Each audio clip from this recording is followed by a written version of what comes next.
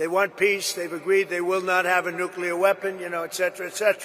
যুক্তরাষ্ট্রের president Donald Trump দাবি করেছেন প্রায় 4 সপ্তাহ ধরে চলা যুদ্ধ বন্ধ করতে ইরান এখন একটি চুক্তি করতে মরিয়া হয়ে উঠেছে। তবে তার এই দাবি প্রত্যাখ্যান করেছেন ইরানের পররাষ্ট্রমন্ত্রী।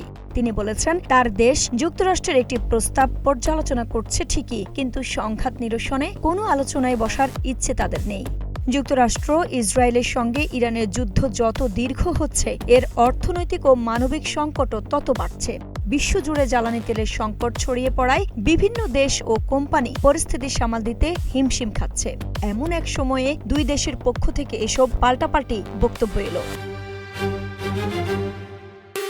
ইরানের পররাষ্ট্রমন্ত্রী আব্বাস আরাকচি বলেছেন, যুক্তরাষ্ট্রের সঙ্গে সরাসরি কোনো সংলাপ বা আলোচনা হয়নি, তবে মধ্যস্থতাকারীদের মাধ্যমে বিভিন্ন বার্তা আদান প্রদান করা হয়েছে। গতকাল বুধবার রাষ্ট্রীয় টেলিভিশনে দেওয়া এক সাক্ষাৎকারে আরাকচি বলেন, বন্ধুপ্রতিম দেশগুলোর মাধ্যমে আমাদের কাছে আসা বার্তার উত্তর দেওয়া কিংবা নিজেদের অবস্থান জানানোকে সংলাপ বা আলোচনা বলা যায় না।